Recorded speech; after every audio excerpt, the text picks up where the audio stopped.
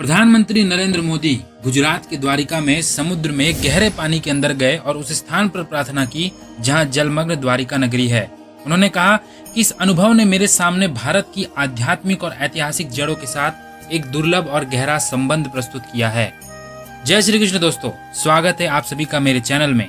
आज इस नए वीडियो में जानेंगे कि आखिर कैसे डूबी द्वारिका नगरी, वह दिव्य स्थल जहां पीएम नरेंद्र मोदी जी ने गहरे समुद्र में पानी के अंदर जाकर प्रार्थना की।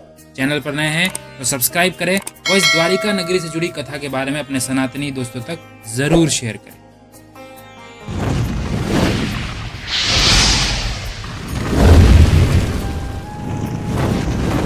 पीएम मोदी ने पानी के अंदर द्वारिका नगरी को श्रद्धांजलि अर्पित की। वो अपने साथ भगवान श्री कृष्ण को अर्पित करने के लिए समुद्र के अंदर मोर पंख लेकर गए थे। पीएम मोदी ने एक्स पर एक पोस्ट में लिखा, पानी में डूबी द्वारिका नगरी में प्रार्थना करना बहुत ही दिव्य अनुभव था। मेरे आध्यात्मिक वैभव और शाश्वत भक्ति के एक प्राचीन युग से जुड़ाव महसूस हुआ। भगवान श्री कृष्ण हम सभी को आशीर्वाद दे। हिंदू धर्म के 4 धामों में से एक द्वारिका धाम को भगवान श्री कृष्ण की नगरी कहते हैं। द्वारिका धाम गुजरात के काठियावाड़ क्षेत्र में अरब सागर के समीप स्थित है।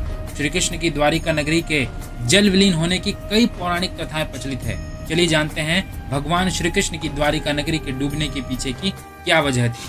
श्री कृष्ण की द्वारिका नगरी की डूबने की मुख्य 2 वजह मानी जाती है। पहला माना जाता है गांधारी के श्राप को। पौराणिक कथा के अनुसार जरासंध द्वारा प्रजा पर होने वाले अत्याचार को रोकने के लिए भगवान श्री कृष्ण मथुरा छोड़कर चले गए थे। श्री कृष्ण ने समुद्र किनारे अपनी एक दिव्य नगरी बसाई। इस नगरी का नाम द्वारिका रखा। माना जाता है कि महाभारत के 36 वर्ष बाद द्वारका नगरी समुद्र में डूब गई थी। महाभारत में पांडवों की विजय हुई और सभी कौरवों का नाश हो गया था। इसके बाद जब युधिष्ठिर का हस्तिनापुर में राज तिलक हो रहा था, उस समय श्री कृष्ण भी वहां मौजूद थे। तब गांधारी ने श्री कृष्ण को महाभारत युद्ध का दोषी ठहराते हुए भगवान श्री कृष्ण को श्राप दिया कि अगर मैंने अपने आराध्य की सच्चे मन से आराधना की है और मैंने अपना पतिव्रता धर्म निभाया है, तो जो जिस तरह मेरे कुल का नाश हुआ है उसी तरह तुम्हारे कुल का नाश भी तुम्हारी आंखों के समक्ष होगा। कहते हैं इस श्राप की वजह से श्री कृष्ण की द्वारिका नगरी पानी में समा गई। दूसरा कारण था ऋषियों का श्राप। एक अन्य पौराणिक कथा के अनुसार एक बार महर्षि विश्वामित्र, देव ऋषि नारद, कर्ण द्वारका गए।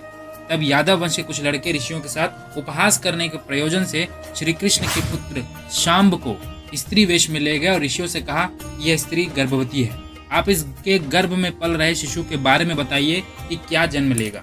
ऋषियों ने अपना अपमान होता देख श्राप दिया कि इस गर्भ से मूसल उत्पन्न होगा और उस मूसल से समस्त यदुवंशी कुल का विनाश होगा। उसके पश्चात सभी यदुवंशी आपस में लड़कर मरने लगे थे। सभी यदुवंशियों की मृत्यु के बाद बलराम ने भी अपना शरीर त्याग दिया था। श्री कृष्ण पर किसी शिकारी ने हिरण समझकर बाण चला दिया था, जिससे भगवान श्री कृष्ण देवलोक चले गए। उधर जब पांडवों को द्वारिका में अनहोनी का पता चला तो अर्जुन तुरंत द्वारिका गए और श्री कृष्ण के बचे हुए परिजनों को अपने साथ इंद्रप्रस्थ लेकर चले गए। इसके बाद देखते ही देखते पूरी द्वारिका नगरी रहस्यमय तरीके से समुद्र में समा गई। विज्ञान इसे महाभारत काल निर्माण नहीं मानता है।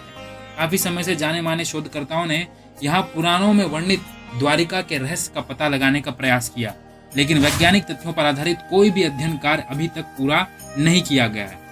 वर्ष 2005 वो समय था जब द्वारिका के रहस्यों से पर्दा उठाने के लिए अभियान शुरू किया गया था। आज भी यहाँ वैज्ञानिक स्कूबा डाइविंग के जरिए समुद्र की गहराइयों में कैद उस रहस्य को सुलझाने में लगे हैं। लेकिन वो कहते हैं ना कि जहाँ आज का विज्ञान खत्म होता है, वहां से हमारे सनातन धर्म शुरू होती है। एक दिन वो समय जल्द आएगा जब विज्ञान भी हमारे सनातन संस्कृति, हमारे प्राचीन ग्रंथों, पुराणों और महाकाव्यों में लिखी गई बातों पर सहमत होगा। तो ये था इस वीडियो में इतना ही। कमेंट में लिखे जय श्री कृष्ण और अपने सनातनी दोस्तों तक जरूर पहुंचाएं।